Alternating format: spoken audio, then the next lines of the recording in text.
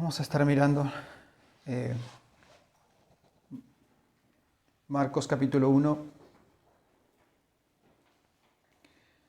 versículo 1 al 8, esta mañana. Vamos a dar lectura y luego vamos a estar reflexionando sobre lo que el Señor nos habla allí en su palabra.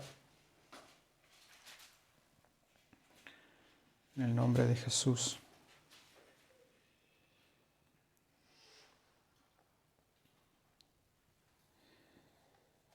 Dice allí Marcos capítulo 1, versículo 1 en adelante. Principio del Evangelio de Jesucristo, Hijo de Dios. Como está escrito en Isaías el profeta: He aquí yo envío mi mensajero delante de tu faz, el cual preparará tu camino delante de ti. Voz del que clama en el desierto: preparad el camino del Señor, enderezad sus sendas. Bautizaba Juan en el desierto y predicaba el bautismo de arrepentimiento para perdón de pecados. Y salían a él toda la provincia de Judea y todos los de Jerusalén, y eran bautizados por él en el río Jordán, confesando sus pecados. Y Juan estaba vestido de pelo de camello y tenía un cinto de cuero alrededor de sus lomos, y comía langostas y miel silvestres. Y predicaba diciendo: Viene tras mí el que es más poderoso que yo, a quien no soy digno de desatar encorvado la correa de su calzado. Yo a la verdad os bautizo con agua, pero él os bautizará con el Espíritu Santo. Señor, te damos gracias en esta mañana por tu palabra. Rogamos, Señor, que tu Espíritu Santo arroje luz a nuestro entendimiento. Señor, y nos guíe, Señor, a poder meditar en esta palabra poderosa tuya, Señor. Y que realmente podamos, Señor amado, crecer en esta gracia y conocimiento de tu verdad, Señor. Guíanos, Espíritu Santo. Creemos en ti, Señor, y te damos toda la gloria y la honra. Amados hermanos, allí el Señor nos habla en este Evangelio de Marcos. Ya habíamos dicho que Marco fue un intérprete de Pedro, ¿sí? Por ende, podemos decir que todo el Evangelio de Marcos fue inspirado por el Espíritu Santo, porque Pedro fue un hombre inspirado por el Espíritu Santo, ¿sí? Y Marcos fue quien iba escribiendo y anotando lo que iba oyendo de su maestro, por decir así, ¿sí? Entonces vemos allí principio del Evangelio de Jesucristo, Hijo de Dios. Y cuando habla de principio, habla de buenas nuevas, ¿sí? Algo nuevo que va a venir. Es decir, el Evangelio de Jesucristo. Marcos dice acá la bendita historia, ¿sí? Que va a contar la bendita historia de Jesucristo, ¿sí? De este Mesías. La vida, el ministerio, la muerte, la resurrección, la glorificación del Hijo de Dios, de Jesús, el Cristo. Las buenas nuevas, el mensaje de salvación por medio de la persona y obra de Jesucristo. ¿Sí? El Hijo de Dios es llamado Salvador. Lo hemos visto en Mateo capítulo 1, versículo 21, ¿sí? Que Cristo es llamado Jesús. Que el Hijo de Dios es llamado Jesús. ¿Por qué? Porque Él salvará al mundo. Porque Él salvará al mundo de nuestros pecados. Él nos salvó a nosotros y salvará a muchos de sus pecados. Por eso Jesús significa Salvador. Y además porque no hay salvación en ningún otro. Solo en Él hay salvación. Solo en este nombre que es sobre todo nombre, Jesús. Pero también el Hijo de Dios también es llamado el Cristo, que significa ungido, ¿sí? Que significa enviado. Mesías, Cristo el Mesías. Entonces Jesús el Mesías. Principio del Evangelio de Jesús el Mesías, el Hijo de Dios. Es lo que tenemos aquí en este primer versículo. El Salmo 45, 7 dice: Has amado la justicia y aborrecido la iniquidad. Por tanto, Dios, tu Dios te ha ungido con óleo de alegría más que a tus compañeros. Refiriéndose a Jesús. Él nos ha revelado el consejo secreto, todo el consejo secreto de Dios para nosotros. Toda la voluntad del Padre en relación a nuestra redención, en relación a nuestra salvación. En Cristo se cumplió todo lo que Dios venía hablando por medio de los profetas en el Antiguo Testamento.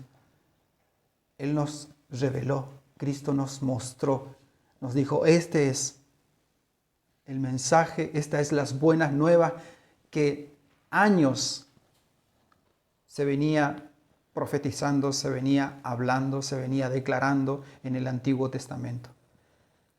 Dios venía hablando paulatinamente.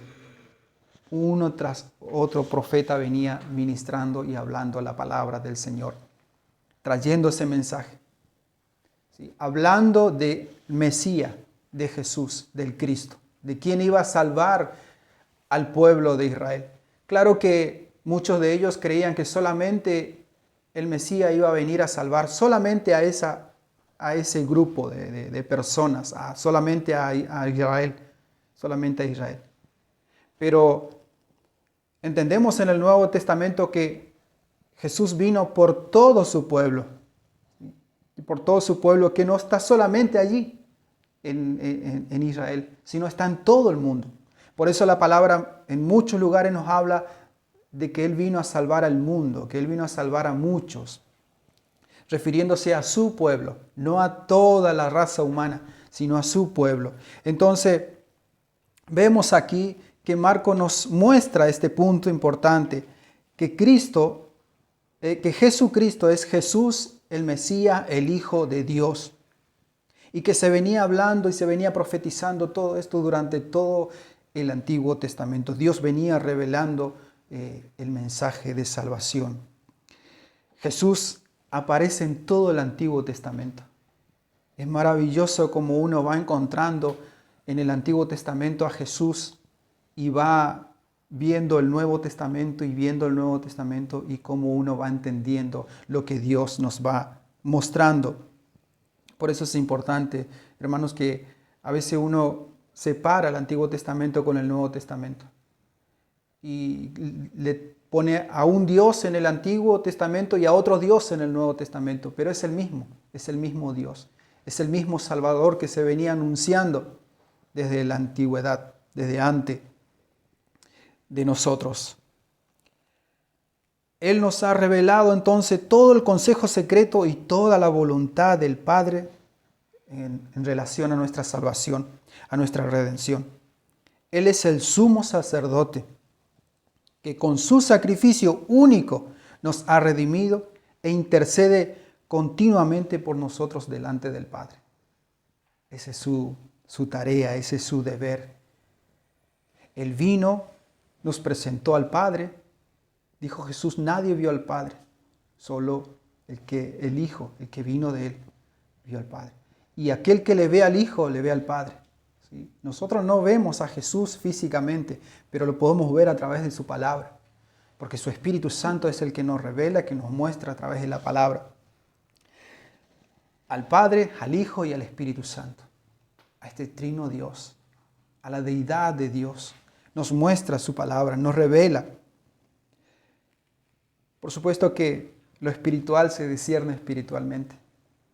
Uno para entender a veces, como nos han enseñado en los estudios que hemos tenido anteriormente, que para entender la verdad de Dios uno tiene que nacer de nuevo. Uno tiene que ser un hijo de Dios nacido de nuevo. Porque de lo contrario va a leer solamente un libro y no va a entender nada de lo que dice. O va a entender pero cualquier otra cosa, no lo que realmente es. Entonces el Señor vino, nos presentó al Padre, nos trajo el reino de Dios a este lugar, a la tierra. Vino a buscar lo que se había perdido, a los hijos de Dios, al pueblo de Dios, porque los hijos de Dios estaban perdidos, como ovejas, ¿sí? Esparcidos por todo lado, sin pastor. Pero Cristo vino y obedeció la voz de Dios, la voz del Padre, cuando Dios le dijo, ¿quién irá? Y Jesús vino y cumplió con toda la voluntad del Padre. ¿Y cuál era esa voluntad? Venir a buscar lo que se había perdido. Y no solo eso, sino que el Padre le dio a Jesús. Jesús dice que nadie viene a Él si el Padre no le trae. Es decir, todo lo que era de Dios le dio a Cristo. En Él se cumplió todo. Él es nuestro Señor, nuestro Salvador, nuestro Redentor, Él es nuestro sacerdote, nuestro Rey. ¿Sí? No hay otro. Él es quien hizo perfecto a todos los santificados con una sola ofrenda, con su vida. Él nos ha hecho perfecto a cada uno de sus hijos. Si bien hoy no somos todavía perfectamente, no se cumple esa completa perfección en nuestra vida todavía. Pero desde la eternidad, Él ya planeó esa perfección en sus hijos. Él ya nos hizo perfecto por el sacrificio de Cristo, porque en Él está nuestra vida. Por eso el Evangelio de Marcos se trata de Cristo. Él nos muestra, nos presenta a Jesucristo aquí como un rey, como un sacerdote, ¿sí? Como alguien que vino, dio su vida. Por eso que Marcos no hace toda esa genealogía que hace Mateo, que hace Lucas. Él está apurado para que la gente conozca quién es Cristo, quién es Dios, ¿sí? Marco presenta a Jesucristo aquí como rey activo, enérgico, rápido en sus acciones, guerrero, conquistador. Porque eso es lo que es Cristo. Él conquistó la muerte. Él conquistó y tomó esa llave de la muerte, del Hades. Ya no hay condenación para sus hijos, porque Él tiene toda la autoridad, todo el poder. Y cuando Pedro proclamó las buenas nuevas en casa de Cornelio, también conectó el principio de Juan el Bautista, como hace aquí Marcos. En Hechos capítulo 10, versículo 37, después del bautismo que predicó Juan, Dios ungió con el Espíritu Santo y con poder a Jesús de Nazaret. Y allí comenzó Pedro su ministerio, o comenzó a predicarle en la casa de Cornelio y a todos los que estaban reunidos. Dice allí en Hechos que cuando Pedro comenzó a hablar, después de un momento dice que el Espíritu Santo descendió sobre todos sus corazones y fueron todos llenos del Espíritu Santo.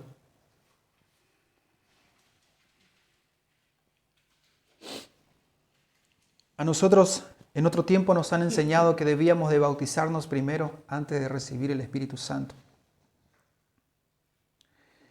Y quizás hayan leído este texto donde Juan bautizaba con agua, pero venía uno mayor que bautizaba con el Espíritu Santo. Pero hoy ya está el Espíritu Santo aquí. Ya está obrando el Espíritu Santo en sus hijos, en aquellos que vienen con un corazón contrito y humillado. Ya son bautizados con el Espíritu Santo en el momento de nacer de nuevo, en el acto de arrepentirse y de aceptar a Cristo como su Señor y Salvador. El Espíritu Santo viene y luego se bautizan como testimonio. También Jesús declaró que fue Juan el Bautista quien comenzó a proclamar que el gobierno real de Dios había llegado por su Hijo. En Lucas 16:16 nos dice eso.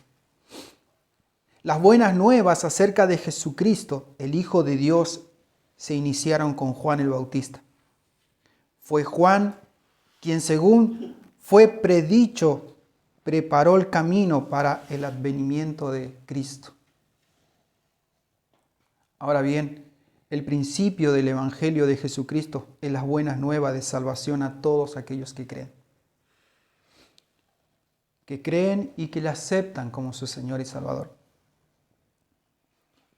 Es la narración divina, el mensaje de salvación que es dirigido a un mundo perdido en el pecado. Esas son las buenas nuevas del Señor. Ese es el principio del Evangelio de Jesús. El mensaje divino, la narración divina de nuestro Señor a un mundo perdido en el pecado. Para que aquellos que creen se arrepienten y creen en el Evangelio de Jesucristo, como vamos a mirar más adelante, tengan ese acceso al Señor, a esta vida eterna.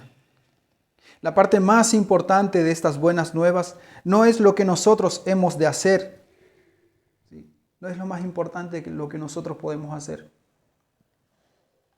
sino lo que Dios ya ha hecho en Cristo. Eso es lo más importante. Lo que Dios ya ha hecho en Jesucristo.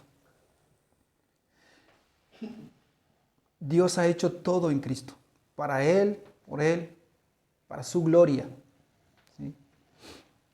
Entonces, eso es lo más importante.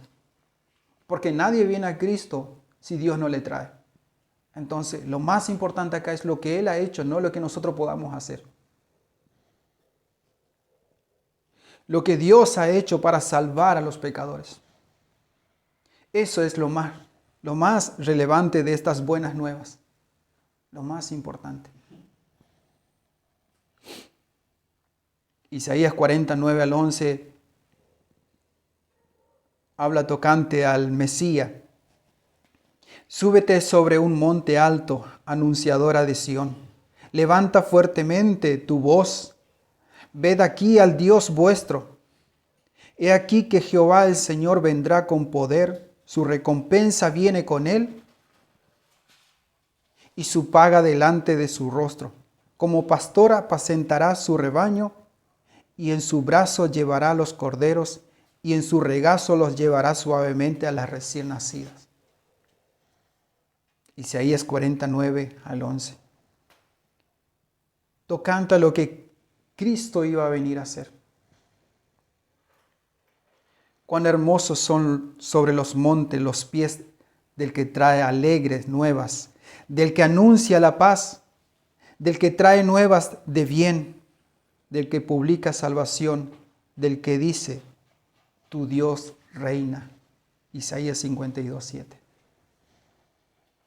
Jesús aplicó a su sermón de Nazaret las palabras del profeta Isaías cuando él dijo en Lucas 4:18, el Espíritu del Señor está sobre mí, porque me ungió Jehová, me ha enviado para predicar buenas nuevas a los abatidos, a vendar a los quebrantados de corazón, a publicar libertad a los cautivos y a los presos apertura de cárceles, a proclamar el año de la buena voluntad de Jehová y el día de venganza del Dios nuestro, a consolar a todos los enlutados, a ordenar que a los afligidos de Sión se les dé gloria en lugar de ceniza, manto de alegría en lugar del espíritu angustiado, y serán llamados árboles de justicia, plantío de Jehová para gloria suya.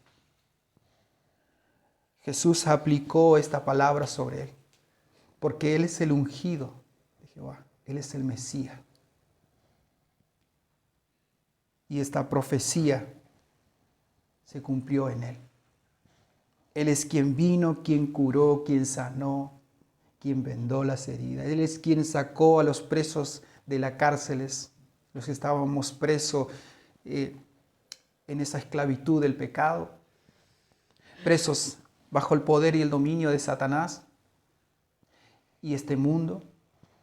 Él vino y nos trajo esa libertad y nos liberó, nos rescató. Dijo Juan el Bautista que Jesús es el Cordero que quita el pecado del mundo. En Juan 1:29. Jesús es el Cordero de Dios que quita el pecado del mundo. El Evangelio del Redentor esperado, en aquella época esperaban a ese Redentor, esperaban a ese Mesías. Hoy se transformó en el Evangelio del Redentor que ya ha llegado, que ya está. Pero que vendrá otra vez. Vendrá otra vez. Y este Redentor es quien imparte salvación plena y gratuita a todos los creyentes. No se puede comprar, porque ya Cristo pagó el precio. No hay riqueza, no hay plata, no hay dinero, no hay nada que podamos pagar la salvación. Porque Cristo pagó. Y da gratuitamente a todo aquel que se acerca a Él, con un corazón contrito y humillado. La salvación del Señor está dispuesto para todo aquel que viene a Él, humillado, arrepentido, y que cree en el Evangelio de Jesucristo. Aquellos que aceptan el Evangelio por medio de una fe sincera son salvados. Porque para eso vino el Redentor, para eso vino el Salvador, para salvar lo que se había perdido. El hombre por naturaleza está totalmente incapacitado para idear un evangelio o para salvarse a sí mismo. Es imposible. Es imposible para nosotros poder salvarnos. Pero lo que para nosotros es imposible, para Dios es posible. Porque el hombre está muerto en sus delitos y pecados. Es hijo de ira. Sus obras no tienen ningún mérito para la salvación. Por tanto, este evangelio tiene que ver con Jesucristo, el Hijo de Dios. Puesto que fuera del evangelio de Jesucristo no hay salvación ni vida que sea verdaderamente para la gloria de Dios. No hay salvación fuera de Él. Entonces, tanto Marcos como Juan el Bautista demuestra humildad aquí. Marcos no pone su nombre, como lo hace en la carta de los apóstoles, que continúa después, como muchos se identifican. Yo, Pablo, yo, Pedro, o un montón de nombres.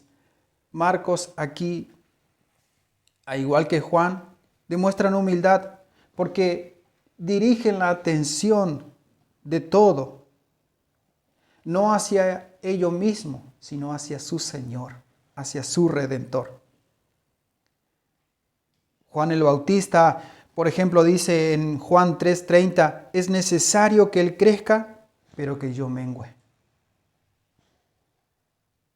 Cristo, el Mesías, fue ungido por el Espíritu Santo. Nos dice allí la palabra del Señor. Él es el único, que fue ungido para esta comisión, esta gran comisión. Él es el Mesías. Él es el Redentor. En Él se complació el alma del Señor, por decir así. En Él se complació el Señor. En Él tuvo contentamiento nuestro Dios, nuestro Creador. Es la unción del Espíritu Santo la que separa, comisiona, habilita y ordena a Cristo al oficio de profeta, sacerdote y rey, a fin de llevar a cabo la labor de salvar a su pueblo para la gloria del Dios Trino. Vinieron muchos antes y después de Él queriendo ser el Cristo, el Salvador, el Redentor, pero todos fracasaron. Y cuando Cristo vino y murió en la cruz, creyeron que Él fracasó. Pero Él resucitó y está vivo, reinando por los siglos de los siglos. Y un día todos sus enemigos verán que Él es el único Rey de reyes y Señor de señores, en quien tiene ese nombre que es sobre todo nombre, Jesús el Mesías.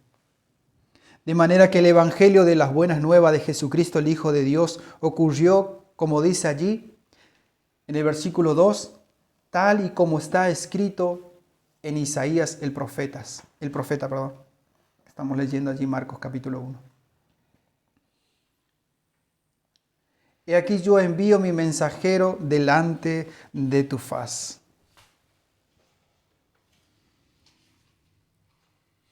El cual preparará tu camino.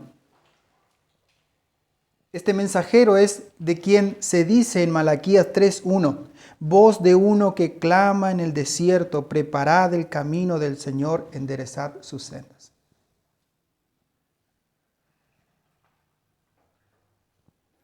La tarea de Juan era preparar los corazones de los hombres para recibir al Mesías. Esa era la tarea de Juan. Que estaba escrito que iba a venir uno que iba a preparar el camino del Señor. No sé si quizás, siempre suele pasar en las películas antiguas, cuando iba a entrar un rey en una ciudad, venía alguien antes de él a proclamar que iba a venir el rey. Ya sea que venía con una carta o con un mensaje diciendo que ese rey iba a venir a esa ciudad. Juan era el heraldo que iba a venir a proclamar la venida del Señor, la venida del Mesías. Y estaba escrito y se cumplió tal cual estaba escrito y está escrito en el Antiguo Testamento. Y hermanos, esa debe ser nuestra tarea. Ese debe ser nuestro deber. Proclamar la segunda venida de Cristo. Preparar nuestros corazones y el corazón del pueblo, el corazón de la iglesia, de las personas, para la venida de Cristo. Para la venida de nuestro Redentor. Ya no vendrá a predicar el Evangelio.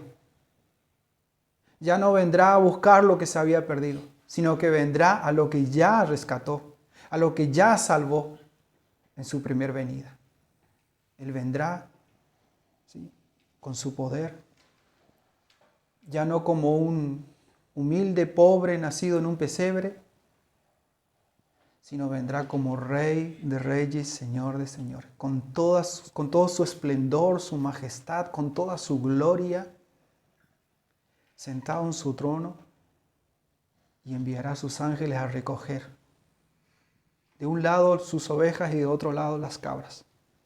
Aquellas que le dieron la espalda a Dios, aquellos que le negaron a Jesucristo, aquellos que apostastaron la fe, que un tiempo estuvieron firmes en el Señor, que arrancaron bien, pero que hoy ya se han apartado, se han alejado del Señor. Pero sus ovejas que permanecieron fieles, firmes al Señor, que escucharon su voz y obedecieron a esa vara que fue guiándole la palabra del Señor, esos serán benditos y entrarán en el reino de los cielos.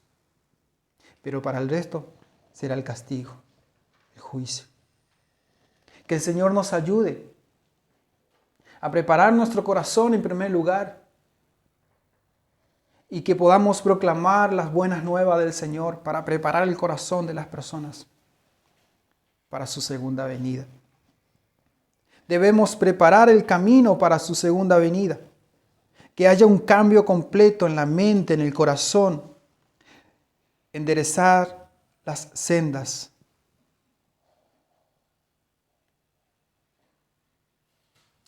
Esto es proveer al Señor acceso libre a nuestro corazón, a nuestra vida. Enderezar todo lo torcido, todo lo que no armoniza con la santa y buena voluntad de Dios. Marco nos dice que a fin de cuentas, tanto la predicación de Isaías como de Juan el Bautista en el desierto,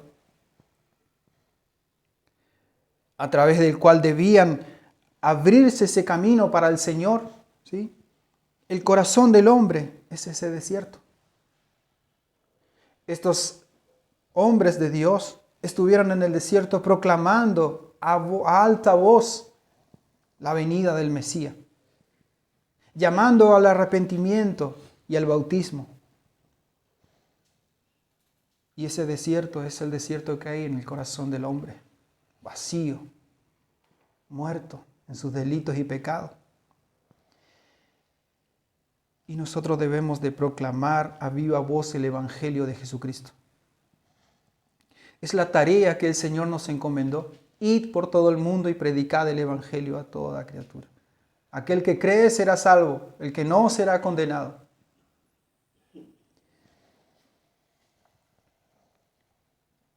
El corazón del hombre debe prepararse porque el corazón del hombre siempre está inclinado al mal. Y ese corazón es el desierto que hoy tenemos nosotros que ir y proclamar. Las buenas nuevas. Al igual que ellos, debían quitar todos los obstáculos que habían amontonado en su camino. Nosotros debemos quitar todo obstáculo que fuimos amontonando en nuestro camino o en nuestra vida. Eso que impide acercarnos al Señor o eso que impide a la persona acercarse a Dios, debe ir quitando de su vida. Debe ir sacando de su vida, de su camino, para que el Señor tenga acceso libre a nuestro corazón, a nuestra mente, a nuestra vida. Obstrucciones tal como la justicia propia y la presumida complacencia en sí mismo. Ellos, por ejemplo, este pueblo decía en Mateo 3:9, ellos decían, tenemos a Abraham como padre, no necesitamos otro. No necesitamos otra enseñanza, no necesitamos a alguien más. Tenemos a Abraham como padre. O la codicia, la crueldad, la calumnia, etcétera, y cuántas otras cosas, ¿verdad? Que uno a veces tiene en su vida, que obstaculiza la verdad del Evangelio del Señor. Juan predicaba el bautismo de arrepentimiento para perdón de pecados. Y arrepentimiento indica cambio radical de mente, de corazón, que resulte en un cambio completo de vida. Un cambio 180 grados. Si antes estaba acá, muertos en delito de pecado, hago un giro completo y voy a Dios. Voy a Dios. Para ser renovado, para ser cambiado, para ser transformado. La tristeza que según Dios produce arrepentimiento para salvación, dice Pablo en 2 Corintios 7:10. La tristeza que es según Dios produce arrepentimiento para salvación. Cuando entraban y salían del río Jordán, los recordaba que el antiguo pecado, el antiguo yo, debía ser enterrado para que fuesen levantados a una vida nueva. Por eso Juan predicaba arrepentimiento y el bautismo en agua. Para que cuando las personas entraban allí, estas personas recuerden de que ese antiguo yo, de que ese yo tenía que morir ahí y preparar su corazón para la venida del Señor. ¿Qué Dios como este que perdona toda maldad y olvida el pecado? Debemos de darle más importancia a este favor divino, sin el cual es imposible obtener la vida eterna. En quien tenemos redención por su sangre, el perdón de pecados, según la riqueza de su gracia. En Él tenemos salvación. Para quitar el pecado era necesario el derramamiento de la sangre del Cordero, la sangre del nuevo pacto para remisión de pecados. Jesús dijo en Mateo 26:28, esta es mi sangre, el nuevo pacto. Era necesario derramar sangre, como en el Antiguo Testamento. Era necesario que cuando una familia o alguien pecaba, el sacerdote tenía que presentar un cordero por esa familia e interceder por esa familia. Primero el sacrificio, luego la intercesión. Y Cristo cumplió con todo eso. Él fue el cordero y Él es el intercesor. Él es el sacerdote. Por eso Hebreo habla de Jesús como el sacerdote según el orden de Melquisedec, sin genealogía, sin, como hace Marco acá, sin una lista de dónde viene, sino acá lo importante es que Él es el Mesías, que Jesucristo, que Jesús es el Mesías, el Hijo del Dios, vivo y verdadero, de que Él vino a salvar a su pueblo, de que Él derramó su vida como el Cordero que quita el pecado. Él es el Cordero que llegó a la presencia de Dios delante de ese trono blanco, de ese trono, Y todos decían allí en el cielo, como dice Apocalipsis, ¿quién es digno de abrir el libro? ¿Quién es digno de abrir los sellos? Y ahí aparece el Cordero. Él es digno de sentarse y de abrir esos libros y esos sellos que están preparados. La sangre del nuevo pacto para remisión de pecado. Dijo Juan, Él os bautizará con el Espíritu Santo. Y esto indica que Jesús es superior en majestad, más poderoso que yo, decía Juan. Él es más poderoso que yo. Viene tras mí, el que es más poderoso que yo, a quien no soy digno de desatar encorvado la correa de su calzado. Yo a la verdad os bautizo con agua, pero Él os bautizará con el Espíritu Santo. La actividad de Jesús es igualmente superior a la de Juan.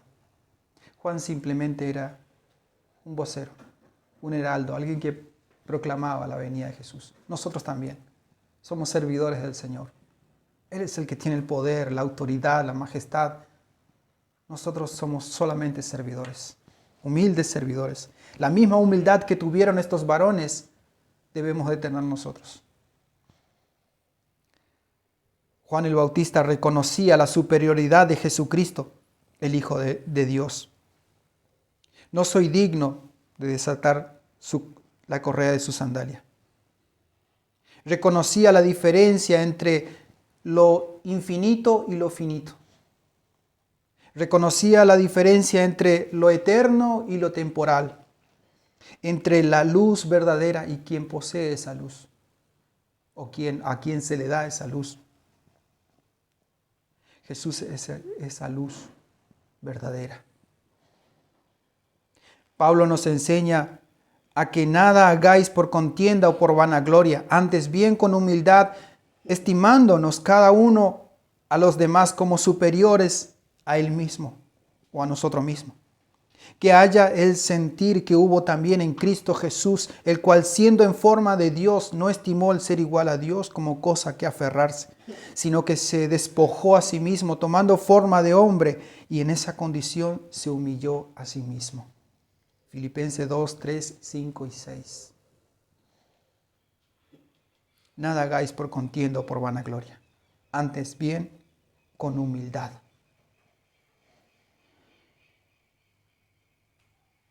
Cristo hace la gran promesa en su evangelio a los que se arrepienten y a los que creen. ¿Y cuál es esa promesa? El bautismo del Espíritu Santo. Y hermano, quien no tiene el Espíritu es santo, no es de Dios y no puede hacer nada de lo que Dios nos demanda en su palabra. Podemos hacer un montón de cosas por obras, pero eso no nos salva, eso no nos ayuda. Por eso necesitamos la ayuda del Espíritu Santo, necesitamos el Espíritu de Dios sobre nuestras vidas. Para poder obedecer a Dios, para poder caminar conforme a su palabra, necesitamos del Espíritu Santo. Y el Señor dice en su palabra, no tenéis porque no pedís, o si pedís, pedís mal. Santiago nos enseña eso, ¿sí? Entonces debemos de pedirle al Señor, porque quien busca, halla, quien llama, se le abre, y quien pide, recibe. Pidamos al Señor que nos llene de su Espíritu Santo, si es que su Espíritu Santo está en nosotros, para que podamos cumplir la voluntad del Señor y crecer en esa voluntad, obedeciendo su palabra. El creyente debe sentir más y más la necesidad de la sangre expiatoria de Cristo y del Espíritu Santo que nos santifica. El Padre Celestial, Él no falla. Él no mengua. Él es inmutable. Él cumple su promesa. Si Él nos prometió en su palabra, Jesús dijo, yo rogaré al Padre que os envíe un consolador para que estén con ustedes, para que les recuerden todas las cosas que yo les enseñé y que yo les dije. Lamentablemente hoy en día muchos hablan de ellos mismos y de muchas otras cosas, menos de Cristo, menos de Dios. Nuestro deber es hablar de Jesucristo, tal y como hicieron estos evangelistas y estos apóstoles y profetas. Hablaron del Mesías, hablaron de Cristo, porque no se trata de nosotros, sino de Él, de Cristo. Porque si nuestra vida está en Él, entonces se trata de Él. Y si nuestra vida no está en Él, también se trata de Él. Porque todo es para Él y por Él y para su gloria, no para nosotros. Entonces, amados hermanos, que el Señor nos arroje luz cada día a nuestro entendimiento, a nuestra vida. Y que podamos crecer en esta gracia y conocimiento de su verdad, de su palabra. Que el Señor cada día nos vaya renovando y nos vaya preparando para ser esos heraldos del Señor que se ponen en la brecha a proclamar la verdad de Jesucristo. No esperemos a ser eruditos para hacer tal cosa. ¿Sí? Jesús dijo, id por todo el mundo y predicad el Evangelio. Y es lo que debemos hacer.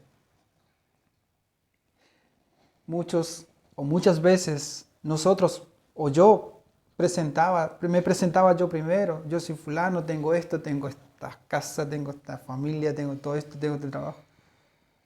Necio de mí, porque no se trata de lo que yo tengo, de lo que yo soy. Dios me manda a presentarle a Él a las personas, porque las personas necesitan de Él, no de mí ni lo que yo tengo. Entonces, leyendo esto, dije, Señor, perdóname, porque tantas veces he sido ignorante y aún todavía hay ignorancia en mí, y ruego que el Señor arroje luz a mi entendimiento y a cada uno de aquellos que nos acercamos al Señor, a su palabra, con un espíritu hambriento, deseoso de aprender y de querer más de Él. ¿Sí? No solamente buscar información en su palabra, sino buscar del Señor. Amén. Señor, te damos gracias en esta mañana por tu palabra.